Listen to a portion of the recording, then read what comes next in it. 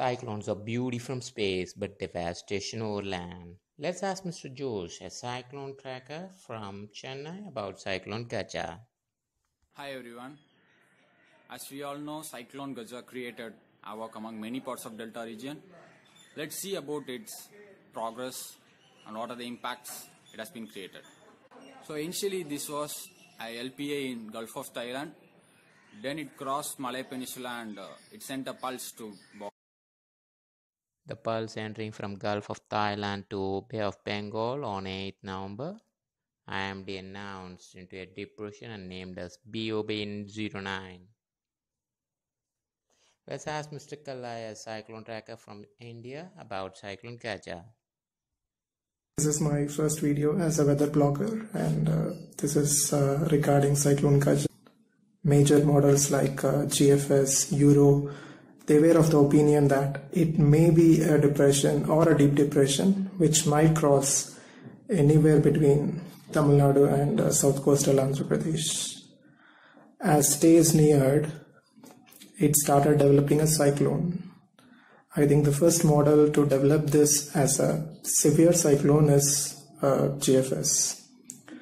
And later Euro also started showing a cyclone. That is when we bloggers thought that, okay, this can become a cyclone and it can be a threat for the coastal areas of Tamil Nadu and Andhra Pradesh. On 11th, the deep depression was lying about 1,000 km east-northeast of Chennai. The wind shear is very less, so it's a favorable condition for the pulse to intensify further.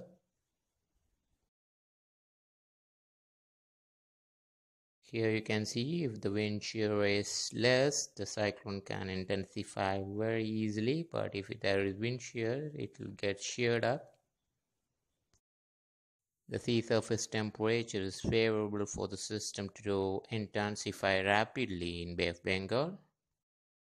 You can see the sea surface temperature is favorable along the path of the cyclone. During this stage, the MJO is in phase 4. Actually, phase 4 is a favorable condition for the system to intensify further. 12th, Gaja lying 775 km east-northeast of Chennai. You can see this is the Indo-Arabian Ridge, and this plays a crucial role in tracking the system towards Tamil Nadu. This is the location of the system and it guides the system southwest.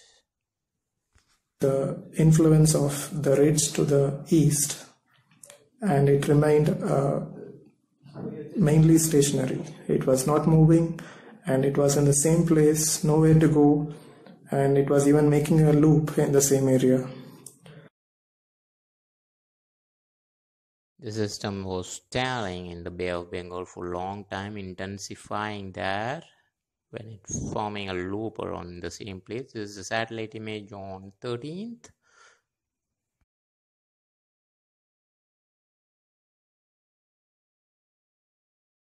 And as days neared by, the cyclone started moving more west and a little bit of southwest movement. And at one point of time, it was almost east of Karaikal, and that is when models were pretty clear that it will cross anywhere between Nagapattinam and Kodiyakkarai, somewhere near Vedaranya. You can clearly see that the system moving west-southwest. This is the radar image. You can see the location of the system, which is closing and inching closer to Vedaranyam, Nagapattinam zone. The movement of cyclone, that is the southwest, was not favorable. Then how it became rapidly intensified. Two main reasons, as far as we know, is one is the low shear in the path of cyclone. The shear was low and it was decreasing. That was actually constantly boosting the cyclone. And next one is the SST, almost around 28C, around the Pondi and Nagai coasts. See the cyclone Gaja with tightly wrapped up clouds around it. It's so strong in the center with a thick eye wall, And this is a moment of cyclone just before the landfall.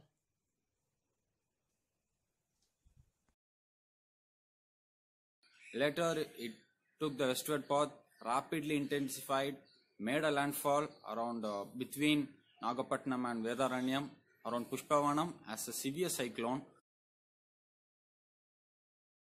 This is a satellite image which shows very furious one. It landed as a severe cyclonic storm, and just check it out how intense it is from this moment. It went till Pudukkottai as a cyclone, still maintaining the Cat 1 structure, and destroyed the many parts of Pudukkottai district. Till Manaparai, it maintained its cyclone status and crossed even Dindikal as a deep depression. So thereby the people of Dindikal who might have never faced cyclone effects, for the first time they faced these kind of rains and winds. After that, it got weakened, crossed the Tamil Nadu and Kerala Ghats regions, went to Kochi, and finally went to the Arabian Sea, where it. So this is the radar image. You can see the cyclone over Pudukkottai maintaining the eye wall, and it maintains as category 1, a severe downpour on Pudukkottai. Moved towards Dindikal district, and that is when it started reducing its intensity. And from that point onwards, it carried on further west and entered Kerala and then on to the Arabian Sea. This is the radar image of Dindukal. You can still see the eye wall maintaining its strength, and it's poured a severe downpour over Dindukal, and it further moved east, and this is the Kochi radar, and it emerged into the Arabian Sea after that. So this is a cyclone movement over the land to the Arabian Sea.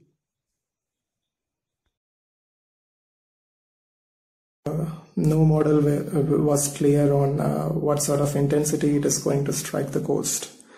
Even JTWC was consistently changing the intensity of the cyclone, and even the gusts, which is the winds of the cyclone, getting changed for anywhere between 55 and 80.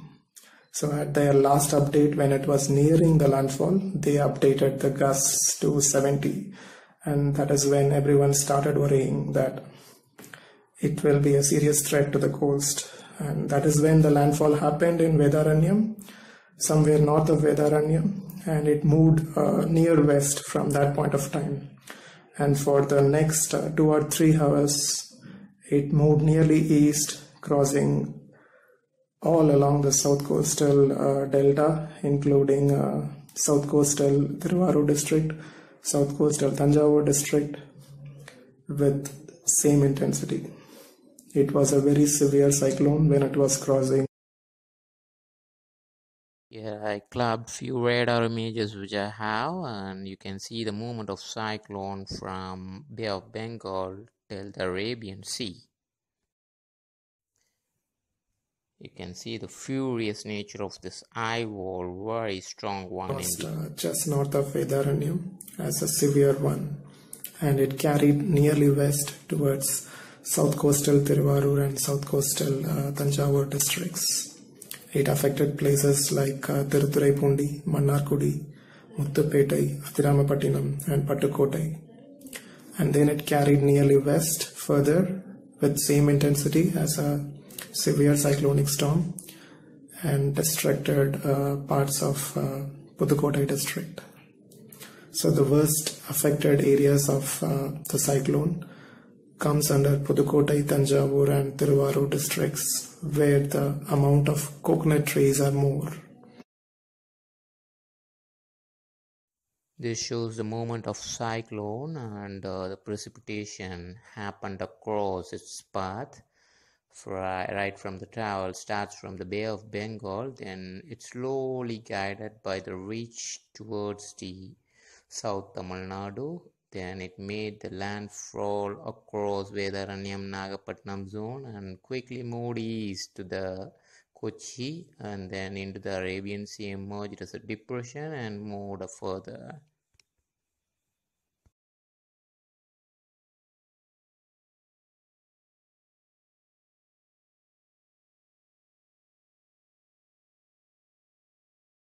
Let's see the three major challenges Cyclone Gaja faced to reach as a severe cyclonic storm during landfall.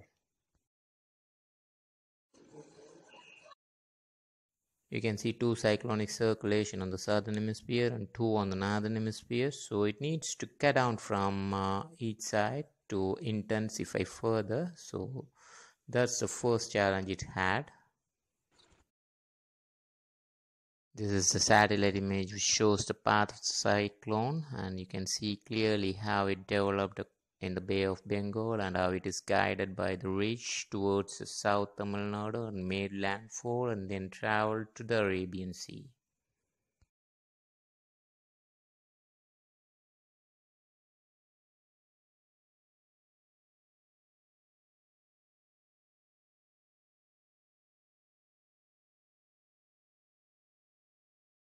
Second challenge is the amount of dry air over the state. You can see how the system slowly killed and passed away this dry air. So this is another satellite image which also shows how the system has developed, how the cyclone developed and how it made landfall and emerged into the Arabian Sea.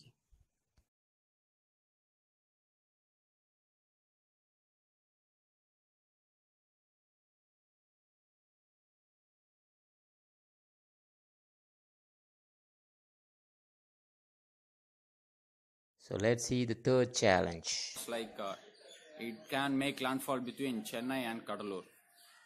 But then both the ridges moved more east than expected. So the system started moving more southwest, taking a southwest dip and almost went till Nagai coast. From this image you can see how the ridges can affect the path of the system and landfall location. Throughout the Andaman Islands, guided by the Pacific Ridge, it started moving more west-northwest and northwest direction and gained decent convection. But after that, it got stalled in the same position for around 1.5 days and made a loop. The reason being for that is it got caught between two ridges, that is the Indo-Arabian Ridge and the Pacific Ridge, and it's like not knowing where to go. Arabian Ridge started to guide the system. Hence, the Gaja started making its progress towards Tamil.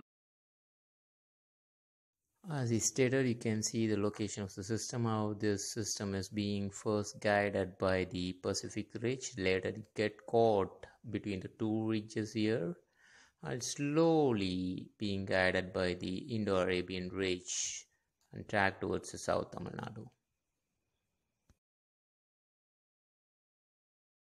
This is how the cyclone got tightly packed and made the landfall near Vedaranyam Nagapattinam and emerged into the Arabian Sea.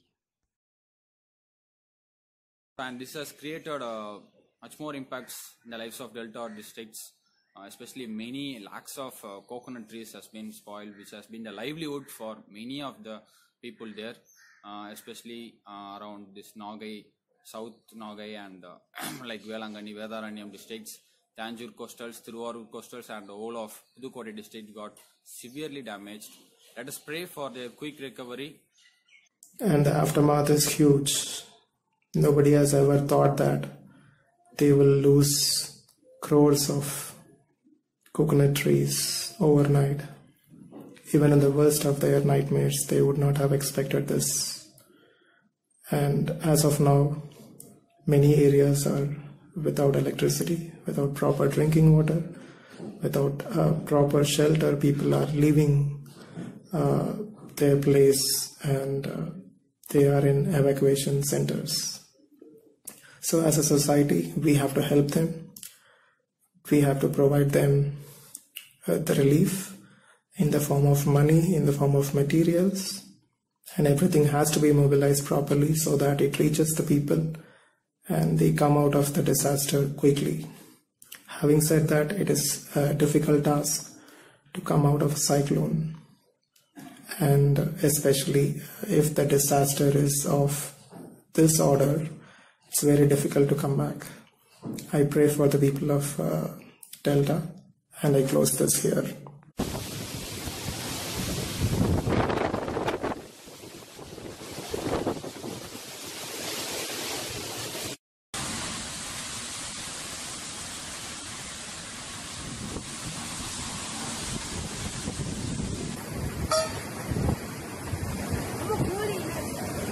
Yeah.